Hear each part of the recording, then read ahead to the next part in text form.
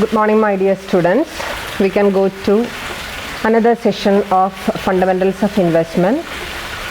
And in the previous class, we have studied what are the important types of approaches to security analysis, and you have studied that there are mainly two important types of security analysis approaches, and they are, first one, fundamental analysis, and the second one is a technical analysis. And we have studied what are the important steps in fundamental analysis, and what are the important characteristics, and what all things have to be analyzed in fundamental analysis.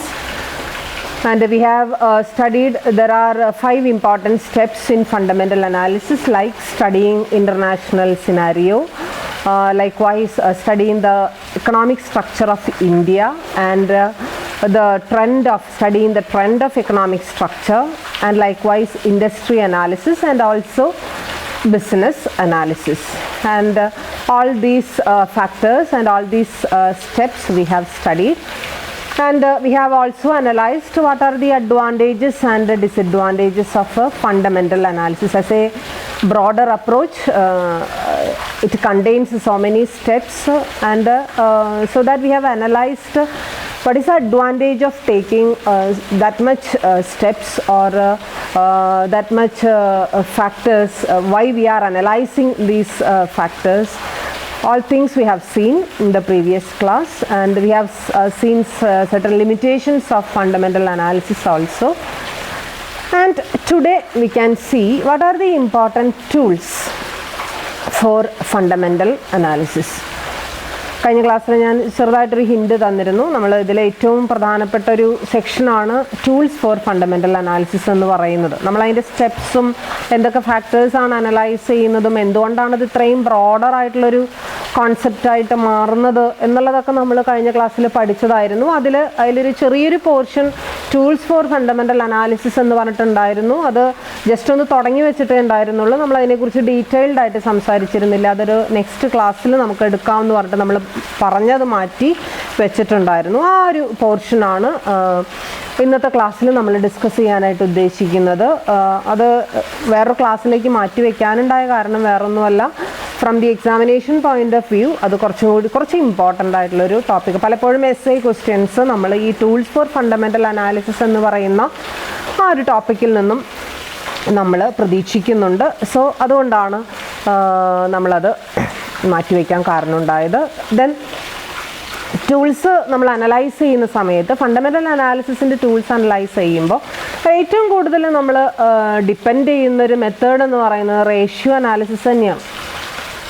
എന്താണ് ratio analysis എന്നുള്ളത് നിങ്ങൾക്കറിയാം. Ratio means the relationship between two figures in any financial statement or in any other documents, anything that is known as that relationship is analyzed through this ratio analysis. അപ്പോൾ there are different types of ratio we are analyzing. Ratios മാത്രമല്ല, അതിൻ്റെ കൂടെ കുറച്ച് other ടൂൾസും നമ്മളിവിടെ എന്ത് ചെയ്യുന്നുണ്ട്, use ചെയ്യുന്നുണ്ട്. ഈ ഫണ്ടമെൻ്റൽ അനാലിസിസിൻ്റെ ടൂൾസായിട്ട് നമ്മൾ യൂസ് ചെയ്യുന്നുണ്ട്. ഫണ്ടമെൻ്റൽ അനാലിസിസിൽ നമ്മൾ കണ്ടു, അതിൽ ഏറ്റവും നമ്മൾ ഈ ഫണ്ടമെൻ്റൽ അനാലിസിസ് ചെയ്യുന്നത് മെയിൻലി ഇൻട്രിൻസിക് വാല്യൂ എന്ന് പറയുന്ന വാല്യൂ കണ്ടുപിടിക്കുക എന്നുള്ള ഉദ്ദേശത്തോട് കൂടിയിട്ടാണ്. എന്താണ് ഇൻട്രിൻസിക് വാല്യൂ എന്നുള്ളത് നിങ്ങൾക്കറിയാം. Intrinsic value means the real value of security, real value of the shares or security, that is intrinsic value. And by finding out the intrinsic value, we can see that an investor can see that whether he should buy the security, or whether he should sell the security, or whether he should keep a neutral position in the stock market. And all these things have to be analyzed after finding out the intrinsic value. Intrinsic value കണ്ടുപിടിച്ചതിന് ശേഷം നമുക്ക് തീരുമാനിക്കാം എന്താണ്, വാങ്ങിക്കണോ, share വാങ്ങണോ, വിൽക്കണോ എന്നുള്ളതൊക്കെ നമുക്ക് എന്ത് ചെയ്യാവുന്നതാണ്, തീരുമാനിക്കാവുന്നതാണ്. അപ്പോൾ അതാണ് അതിൻ്റെ ഇമ്പോർട്ടൻസ് എന്ന് പറയുന്നത്. എന്ത് തന്നെയായാലും നമുക്ക് ടൂൾസ് ഫോർ ഫണ്ടമെൻ്റൽ അനാലിസിസ് എന്ന് പറയുന്ന ഒരു സെക്ഷനിലേക്ക് നമുക്ക് കടക്കാം. മെയിൻലി ഒരു 10 ഇമ്പോർട്ടൻറ്റ് ടൂൾസാണ് നമ്മളിവിടെ പഠിക്കുന്നത്. പ്രധാനപ്പെട്ട ടൂൾസായിട്ട് നമ്മളിവിടെ പഠിക്കുന്നത്, നിങ്ങളൊക്കെ കേട്ട് പരിചയമുള്ള പല സബ്ജക്റ്റുകളിലായിട്ട് നിങ്ങൾ പഠിച്ചിട്ടുള്ള അല്ലെങ്കിൽ ഇപ്പോൾ നിങ്ങൾ പഠിച്ചുകൊണ്ടിരിക്കുന്ന നിങ്ങളിപ്പോൾ എസ്പെഷ്യലി മാനേജ്മെൻറ്റ് അക്കൗണ്ടിങ് നിങ്ങൾ S5-ന് പഠിക്കുന്ന 5th സെമസ്റ്ററിൽ പഠിക്കുന്ന ഒരു വിഷയമാണ്. മാനേജ്മെൻറ്റ് അക്കൗണ്ടിങ്ങിൽ വരുന്നൊരു പ്രധാനപ്പെട്ട ഒരു അനാലിസിസാണ് റേഷ്യോ അനാലിസിസ് എന്ന് പറയുന്നത്. അപ്പോൾ അതുകൊണ്ട് തന്നെ നിങ്ങൾക്ക് പലപ്പോഴും അതിനെക്കുറിച്ച് അതിൽ പല റേഷ്യോസ് നിങ്ങൾക്ക് പരിചയമുള്ള റേഷ്യോസ് ആയിരിക്കും. തീർച്ചയായിട്ടും അതുതന്നെയാണ് നമ്മളിവിടെ ആവർത്തിച്ച് പറയാൻ പോകുന്നത്. നിങ്ങൾക്ക് കേട്ടുപരിചയമുള്ള ടൂൾസ് തന്നെയാണ് പറയാൻ പോകുന്നത്. അതിൽ ഏറ്റവും പ്രധാനപ്പെട്ട ആദ്യത്തെ ടൂൾ എന്ന് പറയുന്നത് ഒരു സെക്യൂരിറ്റി ഹോൾഡറെ സംബന്ധിച്ചിടത്തോളം, ഒരു ഇൻവെസ്റ്ററിനെ സംബന്ധിച്ചിടത്തോളം അയാൾ അനലൈസ് ചെയ്യുന്ന ഏറ്റവും പ്രധാനപ്പെട്ട ഒരു റേഷ്യോ അല്ലെങ്കിൽ ഏറ്റവും പ്രധാനപ്പെട്ട ഒരു കാൽക്കുലേഷനാണ് അല്ലെങ്കിൽ ഒരു ഫിഗറാണ് EPS എന്ന് പറയുന്നത്. That is A first tool for fundamental analysis. That is EPS. And you know the full form of EPS. EPS means earnings per share. Earnings per share. ഒരു ഷെയറിന് എത്ര ഏർണിങ്സ് കിട്ടുന്നു എന്നുള്ളത് തീർച്ചയായിട്ടും ഒരു ഇൻവെസ്റ്ററെ സംബന്ധിച്ചിടത്തോളം ഇറ്റ്സ് എ ബിഗ് കൺസേൺ അല്ലേ. അത് എൻ്റെ കയ്യിൽ ഇപ്പോൾ ഒരു 10 ഷെയർ ഉണ്ട്. ആ 10 ഷെയറിൽ ഒരു ഷെയറിന് എനിക്ക് എത്രത്തോളം ഏർണിങ്സ് കിട്ടുന്നുണ്ട്.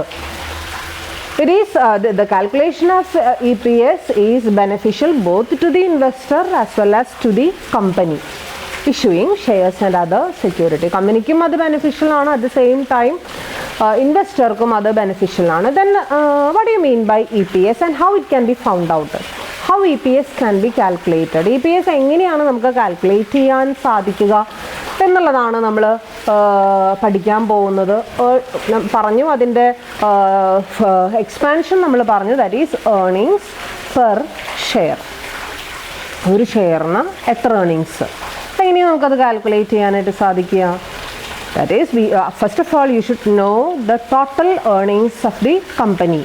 ടോട്ടൽ ഏർണിങ്സ്, അതായത് ഏർണിങ്സ് എന്ന് പറഞ്ഞു കഴിഞ്ഞാൽ വരുമാനം. ഒരു കമ്പനിയെ സംബന്ധിച്ചിടത്തോളം ടോട്ടലി എത്ര വരുമാനമുണ്ട് എന്നുള്ളത് ആർക്ക് മനസ്സിലാവണം? ഇൻവെസ്റ്റർക്ക് അതുപോലെ തന്നെ കമ്പനിക്ക് മനസ്സിലാവണം. ഏർണിങ്സ് എന്ന് പറയുമ്പോൾ ഡിഡക്റ്റ് ചെയ്യേണ്ട എല്ലാ ഐറ്റംസും ഡിഡക്റ്റ് ചെയ്ത്, and there are some compulsory expenses in every year for a company.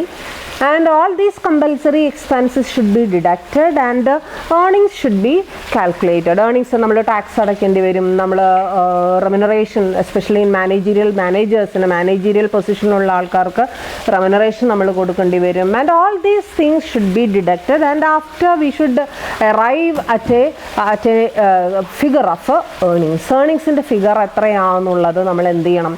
മനസ്സിലാക്കണം. ആൻഡ് ഏർണിങ്സ് മനസ്സിലാക്കി കഴിഞ്ഞാൽ നമുക്ക് ഏർണിങ്സ് പെർ ഷെയർ എത്രയാണെന്ന് മനസ്സിലാക്കാനായിട്ട് എളുപ്പമാണ്. എങ്ങനെയാണ് നമുക്ക് മനസ്സിലാക്കാനായിട്ട് സാധിക്കുക? Earnings should be divided by the outstanding number of shares. And what do you mean by outstanding number of shares? What is outstanding number? Outstanding number means നമ്മൾ എന്നാണോ ഏർണിങ്സ് പെർ ഷെയർ കാൽക്കുലേറ്റ് ചെയ്യുന്നത്, ആ calculate ചെയ്യുന്ന ദിവസം എത്ര shares നമ്മുടെ കമ്പനിയെ സംബന്ധിച്ചിടത്തോളം സെക്യൂരിറ്റി ഹോൾഡേഴ്സ് കൈവശം വെച്ചിരിക്കുന്നുണ്ട്.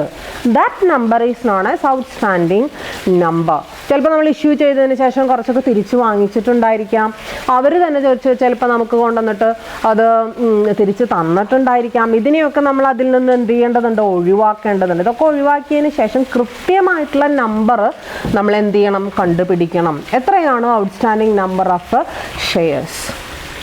അതായത് സെക്യൂരിറ്റി ഹോൾഡേഴ്സ് പുറമേയുള്ള ആൾക്കാർ നമ്മുടെ കമ്പനിയുടെ ഷെയർസ് എത്ര എണ്ണം കൈവശം വെച്ചിരിക്കുന്നുണ്ട് എന്നുള്ളൊരു കൃത്യം കണക്ക് എടുക്കാനായിട്ട് കമ്പനിക്ക് സാധിച്ചിരിക്കണം. അങ്ങനെ സാധിച്ചെങ്കിൽ പിന്നെ EPS കാൽക്കുലേറ്റ് ചെയ്യാനായിട്ട് ബുദ്ധിമുട്ടൊന്നുമില്ല.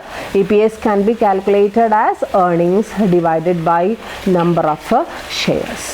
Earnings divided by number of shares. പക്ഷേ ഈ ഏർണിങ്സ് കാൽക്കുലേറ്റ് ചെയ്യുമ്പോഴും അതോടൊപ്പം തന്നെ നമ്പർ കാൽക്കുലേറ്റ് ചെയ്യുമ്പോഴും നമ്മൾ ചില അസംഷനുകൾ, അതുപോലെ തന്നെ ചില ഡിഡക്ഷനുകൾ, ചില അഡീഷൻസ് ഒക്കെ എന്ത് ചെയ്യേണ്ടതുണ്ട്? നടത്തേണ്ടതുണ്ട്.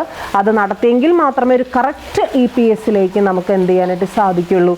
ചെന്നെത്തിപ്പെടാനായിട്ട്. And this EPS always shows the profitability of the company. EPS ആണ് പലപ്പോഴും കമ്പനിയുടെ പ്രോഫിറ്റ്. നമുക്കറിയാം പലപ്പോഴും പല ഇൻവെസ്റ്റേഴ്സും ഇൻവെസ്റ്റ് ചെയ്യുന്നത് എന്തിൻ്റെ അടിസ്ഥാനത്തിലാണ്? പ്രോഫിറ്റബിലിറ്റിയുടെ അടിസ്ഥാനത്തിലാണ്. പ്രോഫിറ്റബിൾ അല്ലാത്തൊരു ബിസിനസ്സിൽ ഇൻവെസ്റ്റ് ചെയ്യാനായിട്ട് പലപ്പോഴും നമുക്ക് എന്തല്ല താല്പര്യമില്ല. അപ്പോൾ തീർച്ചയായിട്ടും EPS എന്ന് പറയുന്ന ഒരു it's A yard stick on the basis of which the investors will invest in that particular company. അതൊരു യാർഡ് സ്റ്റിക്ക് ആണ്, അതൊരു മെഷർമെൻ്റ് ആണ്, ഒരു ഇമ്പോർട്ടൻറ്റ് മെഷർമെൻ്റ് ആണ്. കോമൺലി യൂസ് ചെയ്യുന്ന ഇൻവെസ്റ്റേഴ്സും കമ്പനീസും കോമൺലി യൂസ് ചെയ്യുന്ന ഒരു മെഷർമെൻ്റ് ആണ്. അപ്പോൾ അതുകൊണ്ട് തന്നെ തീർച്ചയായിട്ടും അത് കാൽക്കുലേറ്റ് ചെയ്യാനും അതിനനുസരിച്ച് ഇൻ്റർപ്രിട്ടേഷൻസ് നടത്താനും നമ്മൾ എന്ത് ചെയ്യേണ്ടതുണ്ട്? And it is A type of profitability ratio. ഇതൊരു പ്രോഫിറ്റബിലിറ്റി റേഷ്യോ ആണ്. റേഷ്യോ അനാലിസിസിനെ കുറിച്ച് മുൻപ് ഞാൻ ഇൻഡിക്കേറ്റ് ചെയ്തത് അതുകൊണ്ടാണ്. So this EPS is an important measurement and upon which you can take as many interpretations as possible and you can either invest in the company or you can cancel that investment. So that is the importance of EPS. അതിൻ്റെ formula just ഒന്ന് പഠിച്ചു വയ്ക്കുക. That is net income. EPS can be calculated as net income divided by number of outstanding shares. Number of outstanding shares. So this is the formula for calculating this EPS. Okay, പക്ഷേ ഞാൻ പറഞ്ഞത് ഒന്നും കൂടി ആവർത്തിക്കുന്നു. ഈ net income calculate ചെയ്യുമ്പോൾ അത് net income തന്നെ ആയിരിക്കണം. ആഫ്റ്റർ ഓൾ ഡിഡക്ഷൻസ്, എല്ലാ കമ്പൽസറി ഡിഡക്ഷൻസും കഴിച്ചതിന് ശേഷമായിരിക്കണം നമ്മൾ എന്ത് കാൽക്കുലേറ്റ് ചെയ്യേണ്ടത്? Net income. അതുപോലെ തന്നെ നമ്പർ ഓഫ് ഔട്ട്സ്റ്റാൻഡിങ് ഷെയർസ്. ഇപ്പോൾ നിലവിൽ ഔട്ട്സ്റ്റാൻഡിങ് എന്ന് പറയുമ്പോൾ നിലവിൽ എത്രത്തോളം ഷെയർസ് നമ്മുടേതായിട്ട് നമ്മുടെ കമ്പനിയുടേതായിട്ട് പുറമേയുള്ള ആൾക്കാരുടെ കൈവശമുണ്ട് എന്നുള്ളത് is an important thing. So EPS is the important and as well as it is the first tool for fundamental analysis. ഏറ്റവും ഈസിയർ ആയിട്ട് ചെയ്യാൻ പറ്റുന്നൊരു ടൂളാണ്. അതേസമയം അത് വളരെ സ്ട്രോങ് ആയിട്ടുള്ളൊരു ടൂളായിട്ട് നമ്മൾ എന്ത് ചെയ്യുന്നുണ്ട്? കൺസിഡർ ചെയ്യുന്നുണ്ട്. Okay, and next one is another tool of this fundamental analysis is price to earnings ratio. Price to earnings ratio. And what do you mean by price to earnings ratio? And this ratio, this is also a ratio, and this ratio tells the investor how much he should pay to the company to get a required earnings. ഒരു required earnings കിട്ടാനായിട്ട് എത്രത്തോളം അയാൾ contribute ചെയ്യണം, അല്ലെങ്കിൽ എത്രത്തോളം അയാൾ പേ ചെയ്യണം എന്നുള്ളതാണ് ഈ ഒരു റേഷ്യോയിലൂടെ നമ്മൾ, അല്ലെങ്കിൽ നമുക്ക് വേറൊരു രീതിയിലും അതിനെ interpret, how much each investor will be ready to pay to the company to get a required rate of return. ഒരു റിക്വയർഡ് റേറ്റ് ഓഫ് EPS എന്ന് പറയുന്ന സംഭവം കിട്ടാനായിട്ട് എത്രത്തോളം എമൗണ്ട് കോൺട്രിബ്യൂട്ട് ചെയ്യാൻ, അല്ലെങ്കിൽ എത്രത്തോളം പൈസ കൊടുത്തിട്ട് ഷെയർ വാങ്ങിക്കാനായിട്ട് ഓരോ ഇൻവെസ്റ്റേഴ്സും തയ്യാറാകും എന്നുള്ളതാണ് എന്തിലൂടെ നമുക്ക് മനസ്സിലാക്കാനായിട്ട് സാധിക്കുന്നത്? പ്രൈസ് ടു ഏർണിങ്സ് റേഷ്യോയിലൂടെ നമുക്ക് മനസ്സിലാവുന്നത്. And it is also called as PE ratio. Price to earnings റേഷ്യോനെ നമ്മൾ വിളിക്കുന്ന വേറൊരു പേരാണ് എന്ത്? PE ratio. So our next important tool is, അടുത്ത ടൂൾ എന്ന് പറയുന്നത് PE റേഷ്യോ ആണ്.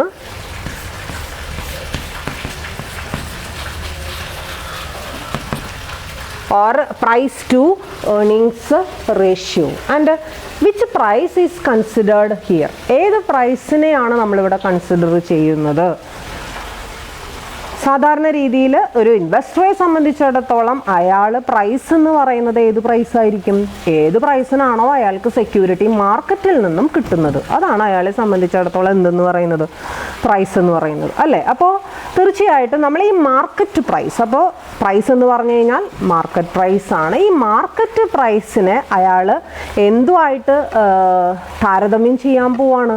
അയാളുടെ ഏർണിങ്സുമായിട്ട് താരതമ്യം ചെയ്യാനായിട്ട് പോവാണ്. Whether it is justifiable, whether I am getting an adequate EPS or whether I am getting an adequate return എന്നുള്ളത് ഇൻവെസ്റ്റർ എന്ത് ചെയ്യാണ്? അനലൈസ് ചെയ്യാണ്. And then what will be the formula for calculating P ratio? P ratio calculate ചെയ്യാനായിട്ടുള്ള formula എന്തായിരിക്കും? That is it will be equal to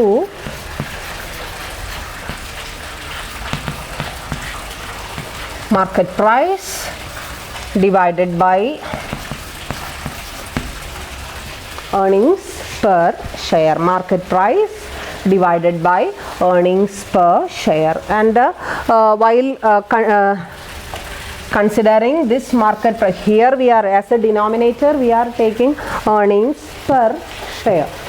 So the numerator should be എങ്ങനെയായിരിക്കണം? Per share ആയിരിക്കണം. So here market price per share usually taken. Okay, market price per share ആണ് നമ്മൾ എന്ത് ചെയ്യുന്നത്?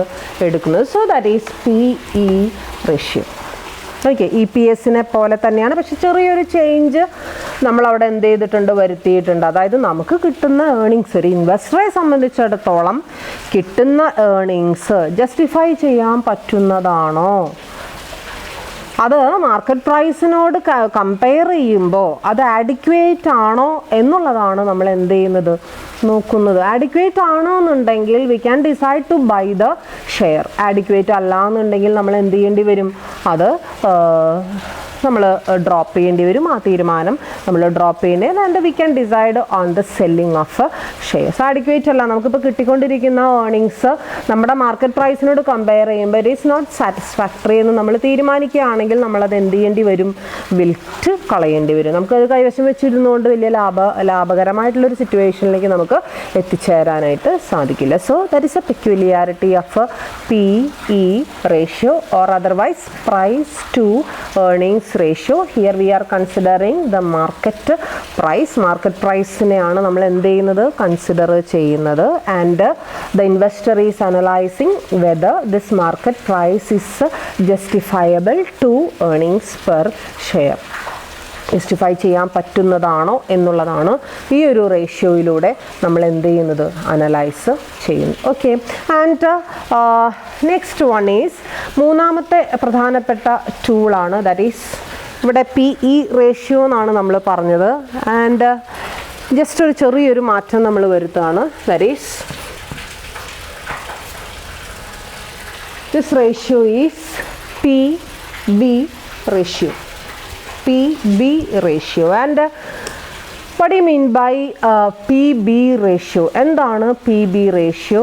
അല്ലെങ്കിൽ അതിനെ ഒരു എക്സ്പാൻഡ് ചെയ്ത് പറയുകയാണെങ്കിൽ that is price to book ratio.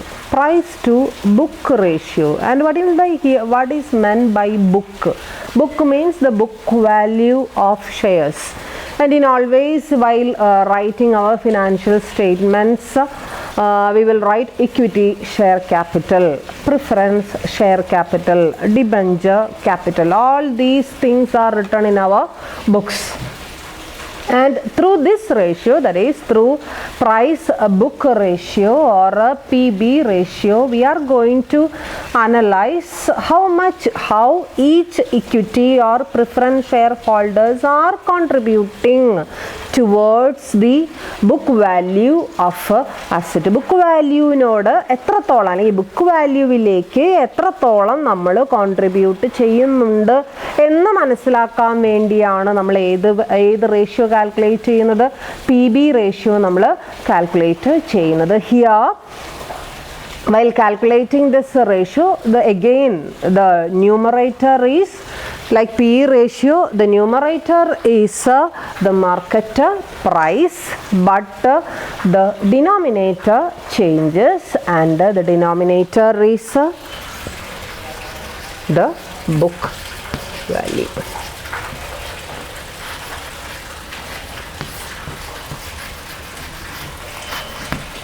Okay, market price divided by book value per share. And you know that there are seriously some differences between the market price and the book price. Market പ്രൈസും book പ്രൈസും തമ്മിൽ തീർച്ചയായിട്ടും എന്തുണ്ടാവും, difference ഉണ്ടാവും. അതേസമയം ഈ ഒരു റേഷ്യോയിലൂടെ നമുക്ക് എന്ത് മനസ്സിലാക്കാനായിട്ട് സാധിക്കും? ഓരോ ഷെയർ ഹോൾഡറും അല്ലെങ്കിൽ ഒരു ഷെയർ കൈവശം വെച്ചിരിക്കുന്ന ഒരു ഷെയർ ഹോൾഡറെ സംബന്ധിച്ചിടത്തോളം അയാൾ എത്രത്തോളം നമ്മുടെ ബുക്ക് പ്രൈസിലേക്ക് കോൺട്രിബ്യൂട്ട് ചെയ്യുന്നുണ്ട് എന്നുള്ളത് ഏകദേശം നമുക്ക് എന്ത് ചെയ്യാനായിട്ട് സാധിക്കും, മനസ്സിലാക്കാനായിട്ട് സാധിക്കും എന്നുള്ളതാണ് ഈ പി ബി റേഷ്യോൻ്റെ പ്രത്യേകത. ഇൻവെസ്റ്ററെ സംബന്ധിച്ചാണ് I am contributing this much അല്ലേ. നമുക്കെപ്പോഴും കോൺട്രിബ്യൂഷൻ എന്ന് പറയുന്നത് എങ്ങനെയാണ് നമുക്ക് മനസ്സിലാക്കാനായിട്ട് സാധിക്കുക? അതായത് നമ്മൾ ഷെയർ വാങ്ങിക്കുന്ന സമയത്ത് നമ്മൾ മാർക്കറ്റ് പ്രൈസ് കൊടുത്തിട്ടാണ് ഷെയർ വാങ്ങിക്കുന്നത് അല്ലേ. മാർക്കറ്റ് പ്രൈസും ബുക്ക് പ്രൈസും തമ്മിൽ വ്യത്യാസമുണ്ട്.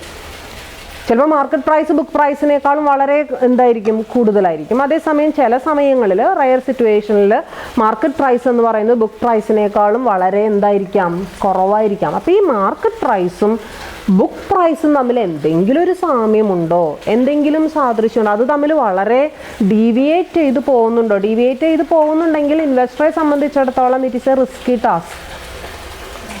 ഇൻവെസ്റ്റർ മനസ്സിലാക്കണം അയാളുടെ കൈവശമുള്ള ഷെയർ എന്ന് പറയുന്നത് കുറച്ച് റിസ്കി ആയിട്ടുള്ള ഷെയർ ആണെന്ന് അയാൾ എന്ത് ചെയ്തിരിക്കണം, മനസ്സിലാക്കിയിരിക്കണം.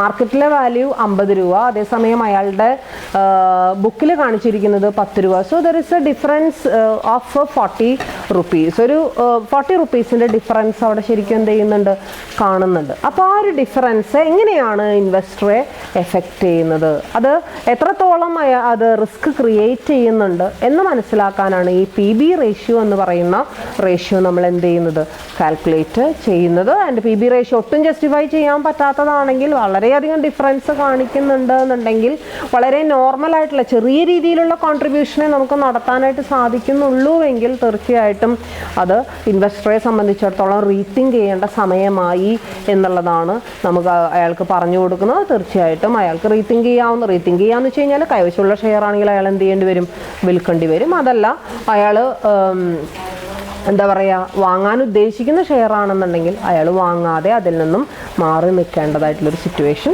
വരും. So that is P B ratio. Market price തന്നെയാണ് ഇവിടെയും നമ്മൾ കൺസിഡർ ചെയ്യുന്നത്, പക്ഷേ ബുക്ക് പ്രൈസ് ആണ് നമ്മൾ ഡിനോമിനേറ്ററായിട്ട് നമ്മൾ എന്ത് ചെയ്യുന്നത്, എടുക്കും. Okay, so that is A third important tool, that is A P B ratio. And the next tool is the fourth important tool is, നമ്മൾ കുറച്ചും കൂടി അതിൻ്റെ പ്രൈസ് എന്ന് പറയുന്ന ഒരു ഇതിൽ നിന്ന് മാറി നമ്മൾ പതുക്കെ നമുക്ക് ഒരു ഇൻവെസ്റ്ററെ സംബന്ധിച്ചിടത്തോളം ഏറ്റവും പ്രധാനപ്പെട്ട ഒരു മേഖല എന്ന് പറയുന്നുണ്ടെങ്കിൽ, അല്ലെങ്കിൽ അത്യാവശ്യം ഏർണിങ്സ് കിട്ടുന്നുണ്ട് എന്ന് അയാൾക്ക് ബോധ്യപ്പെടണം എന്നുണ്ടെങ്കിൽ, തീർച്ചയായിട്ടും ഇപ്പോൾ ഷെയറൊക്കെ ആണെന്നുണ്ടെങ്കിൽ എപ്പോഴും അയാൾ കോൺസെൻട്രേറ്റ് ചെയ്യുന്നത് എവിടെ തന്നെയായിരിക്കും, ഡിവിഡൻഡിൽ തന്നെയായിരിക്കും.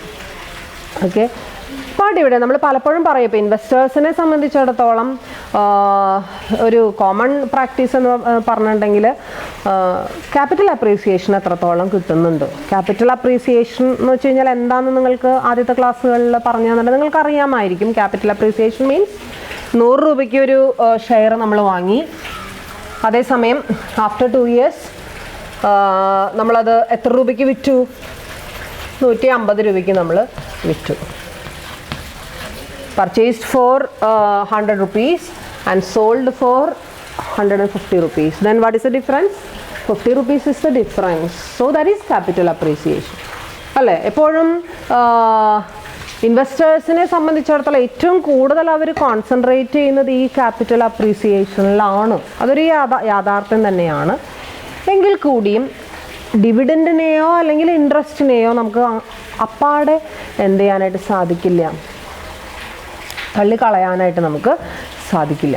തീർച്ചയാണ് അല്ലേ, ഒരു പെർമനൻ്റ് ആയിട്ടുള്ള റവന്യൂ നമ്മൾ ഈ സെക്യൂരിറ്റിയിൽ നിന്ന് ഉണ്ടാക്കുന്നത്. ഇപ്പോൾ ഒരു ഷെയർ ആണെന്നുണ്ടെങ്കിൽ ആ ഇൻവെസ്റ്ററെ സംബന്ധിച്ചിടത്തോളം പെർമനൻ്റ് റവന്യൂ എന്ന് പറയുന്നത് അതിൽ കിട്ടുന്ന, ആ ഷെയറിൽ കിട്ടുന്ന ഡിവിഡൻഡാണ് അല്ലേ. അത് അവസാനം അതിൽ വിൽക്കുമ്പോൾ നമുക്ക് ലാഭമുണ്ടെങ്കിൽ മാത്രമേ ക്യാപിറ്റൽ അപ്രീസിയേഷൻ ഉണ്ടായി എന്ന് നമുക്ക് പറയാനായിട്ട് സാധിക്കുള്ളൂ. അതുവരെ നമുക്ക് വരുമാനം ഉറപ്പുവരുത്തുന്ന അല്ലെങ്കിൽ ഒരു സ്ഥിരമായിട്ടുള്ളൊരു റിട്ടേൺ നമുക്ക് കിട്ടാൻ സാധ്യതയുള്ള ഒരു സംഭവമാണ് എന്തെന്ന് പറയുന്നത്, ഈ ഡിവിഡൻഡ് എന്ന് പറയുന്ന സംഭവം. അപ്പോൾ ഈ ഡിവിഡൻഡിനെ കോൺസെൻട്രേറ്റ് ചെയ്ത് 1-2 റേഷ്യോസ് നമ്മളിവിടെ ടൂൾസായിട്ട് നമ്മളിവിടെ എന്ത് ചെയ്യുന്നുണ്ട്, പഠിക്കുന്നുണ്ട്. അതിൽ നമ്മളിപ്പോൾ ഇവിടെ 4ാമത്തെ ടൂളായിട്ട് പഠിക്കുന്ന ടൂളാണ്, ദാറ്റ് ഈസ് ഡിവിഡൻഡ്.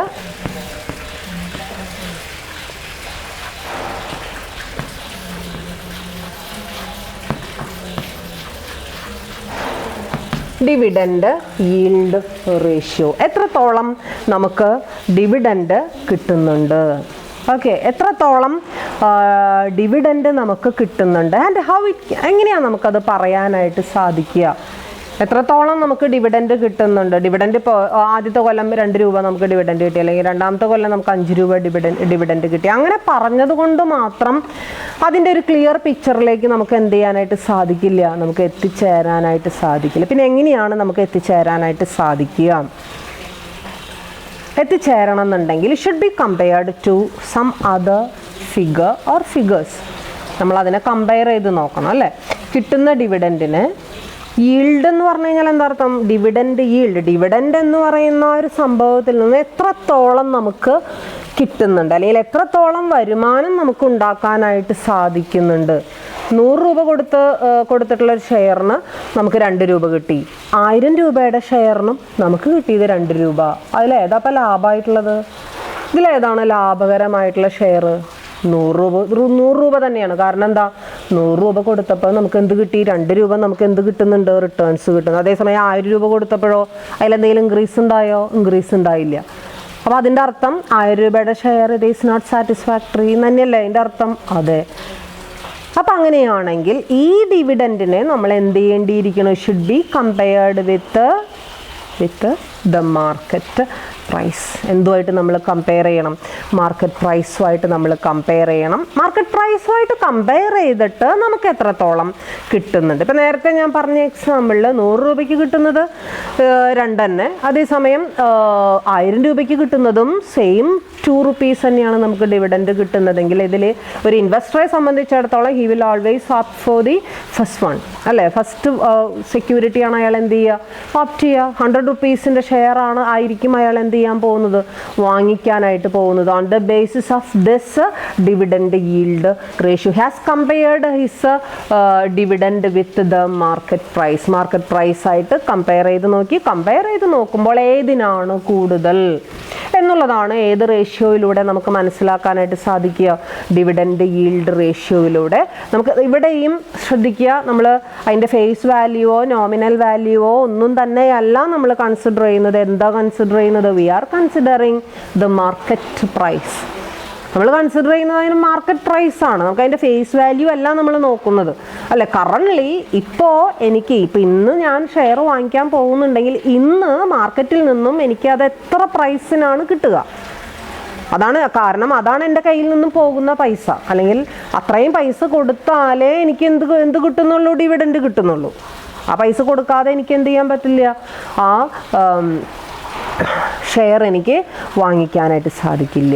സോ പലപ്പോഴും പല കമ്പനീസും high rate of dividend offer ചെയ്യുന്ന കമ്പനീസ് ഉണ്ട്. And usually the investors will be attracted to those companies. അതിന് നമുക്ക് വേറെ ഒന്നും പറഞ്ഞിട്ട് കാര്യമില്ല. ഒരു പെർമനൻറ്റ് റവന്യൂ എന്നുള്ള രീതിയിൽ പലപ്പോഴും ഡിവിഡൻഡ് അവിടെ എന്ത് ചെയ്യുന്നുണ്ട്, വർക്കൗട്ട് ചെയ്യുന്നുണ്ട്. സോ ഇൻവെസ്റ്റേഴ്സിനെ നമുക്ക് കുറ്റം പറയാനായിട്ട് സാധിക്കില്ല. തീർച്ചയായിട്ടും അവരതിൽ എന്ത് ചെയ്യപ്പെടും എന്നുള്ളതാണ്, അട്രാക്റ്റ് ചെയ്യപ്പെടുമെന്നുള്ളത് വളരെ ഇമ്പോർട്ടൻ്റ് ആയിട്ടുള്ളൊരു കാര്യമാണ്. സോ ദിസ് ഇതാണ്. അപ്പോൾ ഡിവിഡൻഡിനെ കോൺസെൻട്രേറ്റ് ചെയ്യുമ്പോൾ അതിനെ വെറുതെ ഡിവിഡൻഡ് ഇത്രത്തോളം ഉണ്ട്, 10 രൂപയുണ്ട് അല്ലെങ്കിൽ 100 രൂപയുണ്ട് 1000 രൂപയുണ്ടെന്ന് പറഞ്ഞിട്ട് കാര്യമില്ല. അതിനെ എന്തുമായിട്ട് കമ്പയർ ചെയ്തിട്ട് പറയണം, മാർക്കറ്റ് പ്രൈസുമായിട്ട് കമ്പയർ ചെയ്യണം. അങ്ങനെ കമ്പയർ ചെയ്തിട്ട് നമ്മൾ പറയുമ്പോഴാണ് അതിനെന്ത് നമ്മൾ വിളിക്കുക, ഡിവിഡൻഡ് ഈൽഡ് റേഷ്യോ എന്ന് നമ്മൾ വിളിക്കുന്നത്. Okay. And the next ratio dividend pay out ratio ആണ്. Dividend pay out ratio okay. And dividend pay out ratio, അതിൽ എത്രത്തോളം ഡിവിഡൻഡ്, അതായത് നമ്മുടെ ഒരു കമ്പനിയെ സംബന്ധിച്ചിടത്തോളം കിട്ടുന്ന എല്ലാ ഇൻകവും അവർ എന്ത് ചെയ്യണമെന്നില്ല, ഡിവിഡൻഡായിട്ട് കൊടുക്കണമെന്ന് നിർബന്ധമൊന്നുമില്ല. അത് ഓരോ കമ്പനീസിനും അവരുടേതായിട്ടുള്ള ഓരോ കൾച്ചർ ഉണ്ടായിരിക്കും. അത് ചില കമ്പനീസൊക്കെ ആണെങ്കിൽ ഇൻ്റരിം ഡിവിഡൻസ്, ചിലപ്പോൾ 1-2 ഇൻ്റരിം ഡിവിഡൻസ് എന്ന് വെച്ച് കഴിഞ്ഞാൽ ത്രൂ ഔട്ട് ദി ഇയർ അല്ലെങ്കിൽ വിതിൻ എ ഫിനാൻഷ്യൽ ഇയർ കൊടുക്കുന്ന ഡിവിഡൻറ്റിന് വിളിക്കുന്ന പേരാണ് ഇൻ്റരിം ഡിവിഡൻറ്റ്. അപ്പോൾ ആ ഒരു ഇൻ്റരിം ഡിവിഡൻറ്റ് കൊടുക്കും, ചിലർ ഫൈനൽ ഡിവിഡൻറ്റ് കൊടുക്കും, 1-2 തവണ ഇൻ്റരിം ഡിവിഡൻറ്റ് കൊടുക്കും. അപ്പോൾ അത് ഓരോരുത്തരുടെയും കൾച്ചറാണ്, ഓരോ ബിസിനസ് സ്ഥാപനങ്ങളുടെയും. കമ്പനി പറഞ്ഞു വന്നത് ഡിവിഡൻറ്റ് പേ ഔട്ട് റേഷ്യോൻ്റെ കാര്യമാണ്. നമ്മുടെ ഡിവിഡൻഡ് കൊടുക്കുന്ന സമയത്ത് കമ്പനികളുടെ ഡിഫറെൻറ്റ് കൾച്ചേഴ്സ്, അവരുടെ എത്രത്തോളം ഇൻകം, കിട്ടുന്ന ഇൻകം മുഴുവനായിട്ട് എല്ലാവരും ഡിസ്ട്രിബ്യൂട്ട് ചെയ്തു എന്ന് വരില്ല.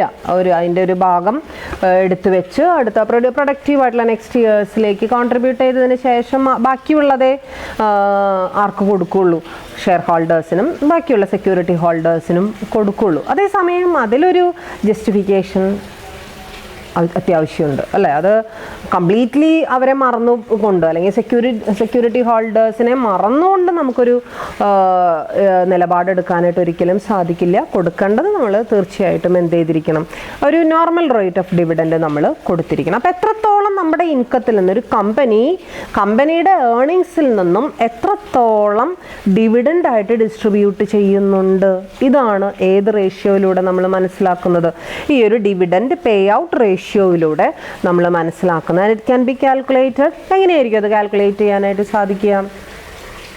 എങ്ങനെയായിരിക്കും? That is total dividend divided by total earnings അല്ലേ.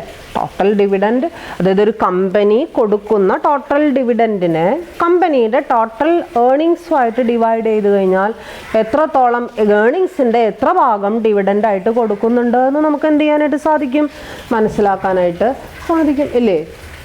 തീർച്ചയല്ലേ. അതായത് 30,000 രൂപ നമ്മൾ ഡിവിഡൻഡായിട്ട് കൊടുക്കുന്നു, അതേസമയം കമ്പനിയുടെ ടോട്ടൽ ഏർണിങ്സ് എന്ന് പറയുന്നത് 1,00,000 രൂപയാണ് അല്ലേ.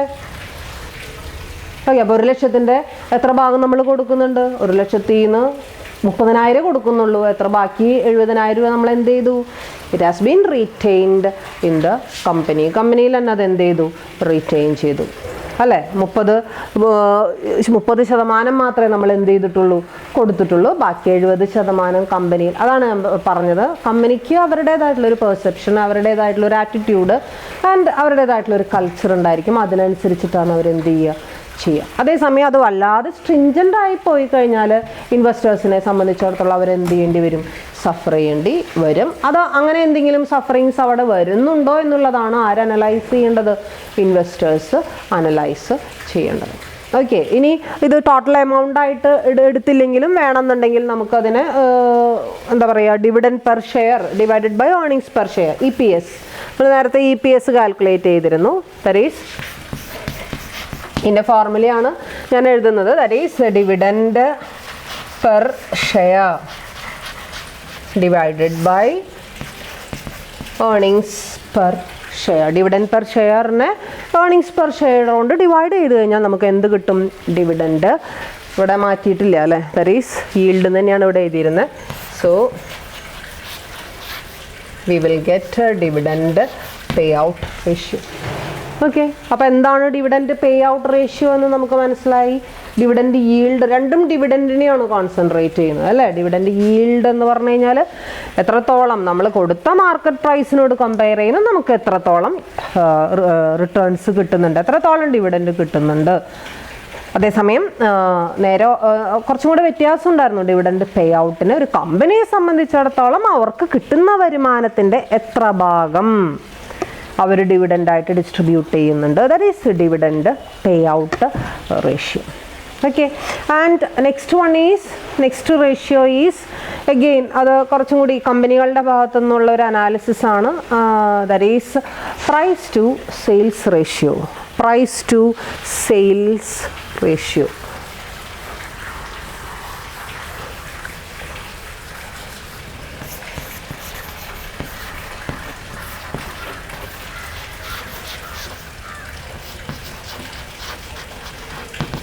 Price to sales ratio. And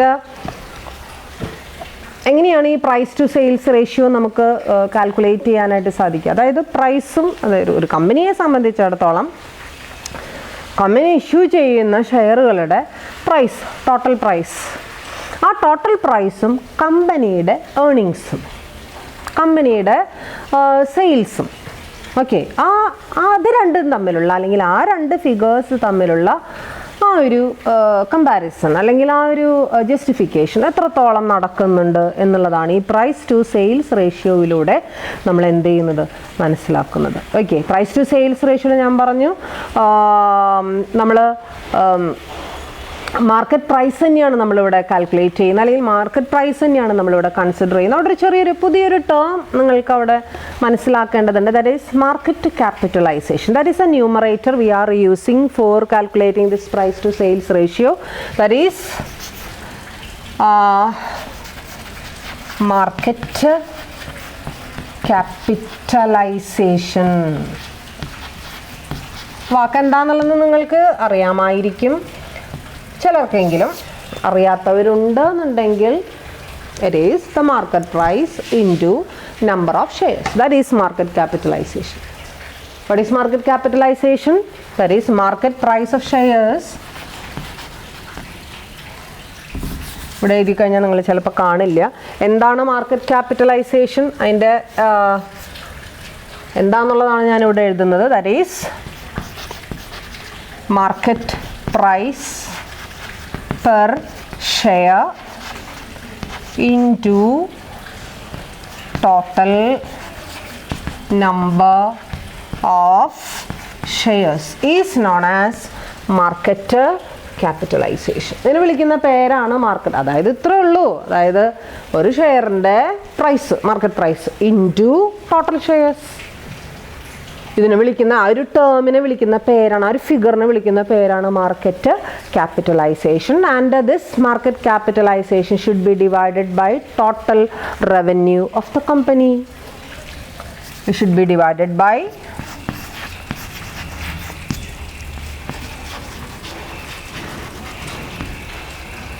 total revenue of the company. കമ്പനിയുടെ ടോട്ടൽ റവന്യൂവിൽ how much is contributed by market capitalization, എത്രത്തോളം ഷെയറിൻ്റെ ഭാഗത്തുനിന്ന് അല്ലെങ്കിൽ സെക്യൂരിറ്റീസിൻ്റെ ഭാഗത്തുനിന്ന് എത്രത്തോളം കോൺട്രിബ്യൂഷൻ ഉണ്ടായിട്ടുണ്ട് എന്നുള്ളതാണ് എന്തിലൂടെ നമ്മൾ അനലൈസ് ചെയ്യുന്നത്, ഈ ഒരു പ്രൈസ് ടു സെയിൽസ് റേഷ്യോയിലൂടെ നമ്മൾ എന്ത് ചെയ്യുന്നത്, അനലൈസ് ചെയ്യുന്നത്. Okay, it's also an important ratio. And next one is projected earnings. Projected earnings it's an extension of price earnings ratio. നമ്മൾ ഈ ടൂൾസ് പഠിച്ചപ്പോൾ രണ്ടാമത്തെ ടൂളായിട്ട് പ്രൈസ് ഏർണിങ്സ് റേഷ്യോ എന്ന് പറഞ്ഞിട്ടൊരു ഏർണിങ്സ് നമ്മൾ പഠിച്ചിരുന്നു, അല്ലെങ്കിൽ ഒരു റേഷ്യോ നമ്മൾ പഠിച്ചിരുന്നു. ആ റേഷ്യോൻ്റെ ചെറിയൊരു എക്സ്റ്റൻഷനാണ് ഈ പ്രൊജക്റ്റഡ് ഏർണിങ്സ് റേഷ്യോയിൽ നമുക്ക് കാണാനായിട്ട് സാധിക്കുക. പ്രൈസ് ഏർണിങ്സ് റേഷ്യോയിൽ എന്തായിരുന്നു ഫോർമുല, കാൽക്കുലേറ്റ് ചെയ്യാനുള്ള ഫോർമുല എന്തായിരുന്നു? ദാറ്റ് ഈസ്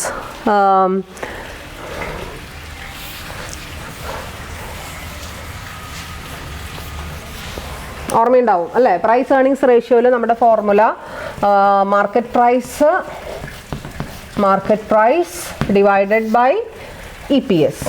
ഇതായിരുന്നു നമ്മുടെ ഫോർമുല പ്രൈസ് ഏർണിങ്സ് റേഷ്യോയിൽ അല്ലേ?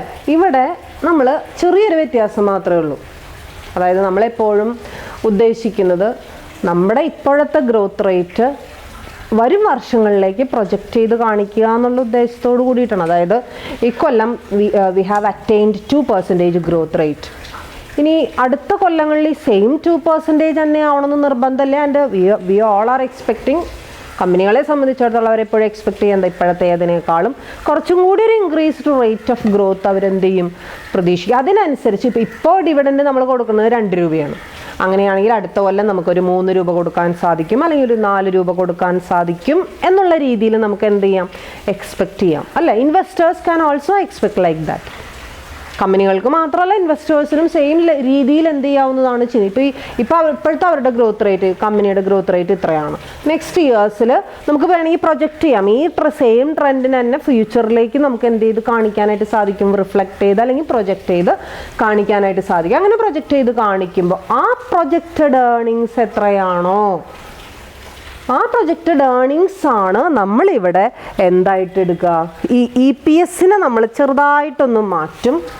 ന്യൂമറേറ്റർ മാർക്കറ്റ് പ്രൈസ് തന്നെ, അതേസമയം ഡിനോമിനേറ്റർ ഒന്ന് മാറും. ഇവിടെ വരുന്നത് എന്തായിരിക്കും, പ്രൊജക്റ്റഡ് ഏർണിങ്സ് ആയിരിക്കും. ഓക്കെ, മനസ്സിലായോ? അപ്പോൾ എന്താണ് വ്യത്യാസം? ഏർണിങ്സ് പെർ ഷെയർ എന്ന് വെച്ചാൽ ഇറ്റ്സ് എ റിയൽ വാല്യൂ. ഇത്രയാണ് നമ്മുടെ ഏർണിങ്സ്. നമുക്ക് മാർക്കറ്റ് പ്രൈസ്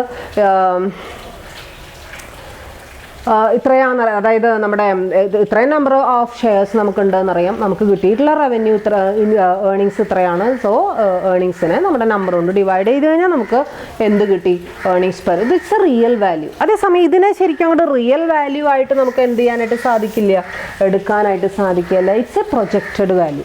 അതൊരു പ്രൊജക്റ്റഡ്, കുറച്ച് ഒരുപാട് അസംഷൻസ് ഒക്കെ എടുത്ത് നമ്മൾ പ്രൊജക്റ്റ് ചെയ്ത് കാണിക്കുന്ന വാല്യൂ ആണ് എന്തെന്ന് പറയുന്നത്, പ്രൊജക്റ്റഡ് ഏർണിങ്സ് എന്ന് പറയുന്നത്. സോ അത് മാർക്കറ്റ് പ്രൈസിനെ അതുകൊണ്ട് ഡിവൈഡ് ചെയ്യുമ്പോൾ നമുക്ക് കിട്ടുന്ന റേഷ്യോ ആണ് ഏതെന്ന് പറയുന്നത്, പ്രൊജക്റ്റഡ് ഏർണിങ്സ് റേഷ്യോ.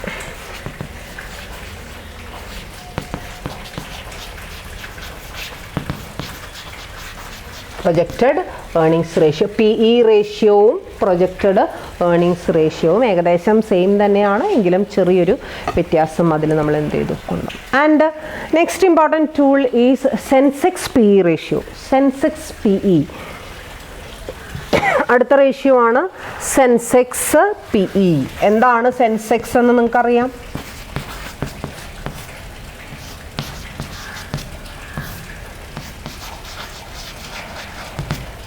ഇല്ലേ, എല്ലാവർക്കും അറിയാം എന്താണ് സെൻസെക്സ് എന്ന്. And Sensex is an important measure and important index in Bombay Stock Exchange. You know that.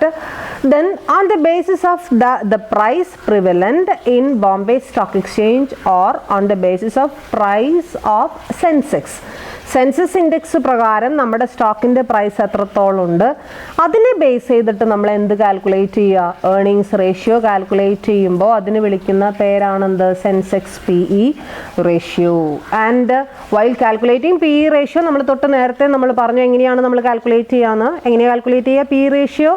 Normal PE ratio is calculated by using the formula market price divided by EPS. Market price divided by EPS. ഇനി ഇവിടെ എഴുതിയിടണോ? That is market price divided by EPS. It is a formula for calculating PE ratio. ഇതിനെ മാറ്റാം. PE ratio മാത്രമാണെങ്കിൽ ഇതാണ് formula ആണ് അല്ലേ? അങ്ങനെയാണെങ്കിൽ സെൻസെക്സ് PE ratio ആണ് നമ്മൾ കാൽക്കുലേറ്റ് ചെയ്യുന്നതെങ്കിൽ ഈ മാർക്കറ്റ് പ്രൈസിനെ, മാർക്കറ്റിനെ ഒന്ന് നമുക്ക് വെട്ടാം. പ്രൈസ് അവിടെ ഉണ്ട്, എന്ത് ചെയ്യാം, മാർക്കറ്റല്ല അവിടെ വരിക. That is it will be Sensex price. Sensex price ആണ് അവിടെ വരിക. സെൻസെക്സ് പ്രൈസിനെ എന്തുമായിട്ട് എന്തുകൊണ്ട് നമ്മൾ ഡിവൈഡ് ചെയ്യും? EPS കൊണ്ട് നമ്മൾ ഡിവൈഡ് ചെയ്യും. ഡിവൈഡ് ചെയ്യുമ്പോഴാണ് നമുക്ക് ഏത് റേഷ്യോ കിട്ടുക? Sensex PE ratio. PE ratio തന്നെയാണ്, വ്യത്യാസമൊന്നുമില്ല. പക്ഷേ സെൻസെക്സ് ഇൻഡെക്സിൻ്റെ ഒരു ചെറിയൊരു കൾമിനേഷനും കൂടി അവിടെ നടക്കും എന്നുള്ളത് മാത്രമേ നമുക്ക്, അപ്പോൾ കുറച്ചും കൂടി റിയലിസ്റ്റിക് ആയിട്ടുള്ളൊരു വ്യൂവിലേക്ക് നമുക്ക് എന്ത് ചെയ്യാനായിട്ട് സാധിക്കും, എത്തിച്ചേരാനായിട്ട് സാധിക്കും എന്നുള്ളതാണ് അതിൻ്റെ പ്രത്യേകത. ആൻഡ് നെക്സ്റ്റ് പറയുന്നത് റേഷ്യോനെ കുറിച്ചിട്ടല്ല നമ്മൾ പറയുന്നത്. അടുത്ത ഒരു 9ാമത്തെ പ്രധാനപ്പെട്ട ടൂളായിട്ട് നമ്മൾ പറയുന്നത് promoters holding in the company. അതായത് എത്രത്തോളം പ്രൊമോട്ടേഴ്സ് കമ്പനിയിൽ ഹോൾഡ് ചെയ്യുന്നുണ്ട്. കമ്പനിയിൽ ഹോൾഡ് ചെയ്യാന്ന് വെച്ച് കഴിഞ്ഞാൽ പ്രൊമോട്ടേഴ്സിൻ്റെ കൈവശം എത്രത്തോളം ഷെയർസ് ഇരിപ്പുണ്ട്, എത്രത്തോളം സെക്യൂരിറ്റീസ് അവരുടെ കൈവശമുണ്ട് എന്നുള്ളതാണ് പ്രൊമോട്ടേഴ്സ് ഹോൾഡിങ്ങിലൂടെ നമ്മൾ എന്ത് ചെയ്യുന്നത്, മനസ്സിലാക്കുന്നത്. അതിൻ്റെ ഒരു പ്രത്യേകത എന്താ? ഇൻവെസ്റ്റേഴ്സ് എന്തിനാണ് പ്രൊമോട്ടേഴ്സ് ഹോൾഡിങ് ആലോചിക്കുന്നത്, അല്ലെങ്കിൽ അവരെന്തിനാണ് അത് അനലൈസ് ചെയ്യുന്നത്? വേറെ ഒന്നിനും വേണ്ടിയിട്ടല്ല. എത്രത്തോളം കൂടുതൽ ഷെയർസ് പ്രൊമോട്ടേഴ്സിൻ്റെ കൈവശമുണ്ടോ ഇൻവെസ്റ്റേഴ്സിനെ സംബന്ധിച്ചിടത്തോളം അത്രയും നല്ലതാണ്. If there are some emergencies, all these emergencies will be met by the promoters. കാരണം മേജർ ഷെയർ ഹോൾഡിങ്സ് ആരുടെ തന്നെയാണ്? പ്രൊമോട്ടേഴ്സിൻ്റെ തന്നെയാണ്. എന്തെങ്കിലും പ്രശ്നങ്ങളുണ്ടെങ്കിൽ തീർച്ചയായിട്ടും ആര് തന്നെ അത് സോൾവ് ചെയ്തോളും? പ്രൊമോട്ടേഴ്സ് തന്നെ അത് സോൾവ് ചെയ്തോളും. അല്ലെങ്കിലും പ്രൊമോട്ടേഴ്സ് എന്ന് പറഞ്ഞു കഴിഞ്ഞാൽ നിങ്ങൾക്കറിയാം, ഒരു കമ്പനിയെ സംബന്ധിച്ചിടത്തോളം പ്രൊമോട്ടേഴ്സിൻ്റെ സ്ഥാനം എന്താണെന്നുള്ളത് നിങ്ങൾ കഴിഞ്ഞ സെമ്മുകളിലൊക്കെ പഠിച്ചിട്ടുണ്ട്. ആരാണ് പ്രൊമോട്ടർ, എങ്ങനെയാണ് അവരുടെ, എന്താണ് ഒരു കമ്പനിക്ക് വേണ്ടിയിട്ട് ചെയ്യുന്നത് എന്നുള്ളത്. അതേസമയം പ്രൊമോട്ടേഴ്സിൻ്റെ കൈവശം ഷെയറുകൾ കൂടുതലുള്ളൊരു അവസ്ഥയുണ്ടെന്നുണ്ടെങ്കിൽ ഇൻവെസ്റ്റേഴ്സിനെ സംബന്ധിച്ചിടത്തോളം പിന്നെ പേടിക്കാനൊന്നുമില്ല. ആ കമ്പനിയിൽ ഇൻവെസ്റ്റ് ചെയ്ത് കഴിഞ്ഞു കഴിഞ്ഞാൽ ഓട്ടോമാറ്റിക്കലി അവർക്ക് നല്ലതേ വരുള്ളൂ. തീർച്ചയായിട്ടും ബാക്കിയുള്ള പ്രൊമോട്ടേഴ്സിൻ്റെ കൈവശമുള്ള ഷെയർ കഴിച്ച് ബാക്കിയുള്ള ഷെയർ ഹോൾഡേഴ്സിനെ മാത്രം ആര് തൃപ്തിപ്പെടുത്തിയാൽ മതി? കമ്പനി തൃപ്തിപ്പെടുത്തിയാൽ മതി, പ്രൊമോട്ടേഴ്സ് തൃപ്തിപ്പെടുത്തിയാൽ മതി. അതിനനുസരിച്ച് റിസ്ക് വളരെ കുറവാണ് അവിടെ കൂടുതലുള്ള പ്രൊമോട്ടേഴ്സിൻ്റെ ഇത് കൂടുതൽ. ഇനി അതുപോലെ തന്നെ ഈ പ്രൊമോട്ടേഴ്സ് ഹോൾഡിംഗ് പോലെ തന്നെ നമ്മൾ അനലൈസ് ചെയ്യുന്ന വേറൊരു ഫിഗറാണ് ബുക്ക് വാല്യൂ. ബുക്ക് വാല്യൂ എന്താണ് ഈ book value? Simply book value means the total liabilities minus total assets, or total assets minus total liabilities, net assets minus net liabilities. Always we are expecting assets will be more than liabilities. അങ്ങനെയാണ് നമ്മൾ expect ചെയ്യുന്നത്. അതുകൊണ്ടാണ് net അസറ്റ്സിൽ നിന്നും net liabilities കുറച്ച് ബാക്കി എത്രയുണ്ട്, that is the book value. ഒരു ഏറ്റവും സിമ്പിളായിട്ട് ഇൻവെസ്റ്റർക്ക് കാൽക്കുലേറ്റ് ചെയ്യാൻ പറ്റുന്നൊരു ഫിഗറാണ് ഈ ബുക്ക് വാല്യൂ എന്ന് പറയുന്ന ഫിഗർ. ആ ബുക്ക് വാല്യൂ മതി നമ്മളെ സംബന്ധിച്ചിടത്തോളം നമ്മൾ ആ കമ്പനിയിൽ ഇൻവെസ്റ്റ് ചെയ്യണോ വേണ്ടയോ എന്നുള്ളത് എന്ത് ചെയ്യാൻ തീരുമാനിക്കാൻ. ഓക്കെ, തീർച്ചയായിട്ടും ലയബിലിറ്റീസ് അസറ്റ്സിനേക്കാളും കൂടുതലാണെങ്കിൽ ആ കമ്പനിയിൽ ഇൻവെസ്റ്റ് ചെയ്യുന്നത് ഉചിതമല്ല എന്നുള്ളത് ഏതൊരു ഇൻവെസ്റ്റർക്കും പെടുന്നതിനെ തീരുമാനിക്കാവുന്ന ഒരു കാര്യമാണ്. അതേസമയം ലയബിലിറ്റീസിനേക്കാളും എത്ര കണ്ട അസറ്റ്സ് കൂടുതലുണ്ടോ അത്രയും സേഫറാണ് ആര്? ഇൻവെസ്റ്റേഴ്സ്. ഡിവിഡൻഡ് കിട്ടുന്ന കാര്യത്തിലും at the same time capital returns, capital തിരിച്ച് കിട്ടുന്ന കാര്യത്തിലും ക്യാപിറ്റൽ റിഡംഷൻ നടക്കുന്ന കാര്യത്തിലും യാതൊരു ഡിഫോൾട്ടും ഉണ്ടാവില്ല എന്നുള്ളത് നമുക്ക് അവിടെ എന്ത് ചെയ്യാനായിട്ട് സാധിക്കും? ഉറപ്പിക്കാനായിട്ട് സാധിക്കും. So that's importance of book value. And here we have analysed some important tools for fundamental analysis like EPS, earnings per share, PE ratio or price earnings ratio. Third one is price book ratio. Fourth one is dividend yield ratio. Fifth one, dividend payout ratio. Sixth one is price sales ratio. Seventh one, projected earnings ratio. Eighth one, Sensex PE ratio. Ninth one, promoters holdings. And the last one is book value. And after analyzing all these things, the investor can make a valuable decision whether to invest in that particular company or not to invest in that company. Okay, thank you.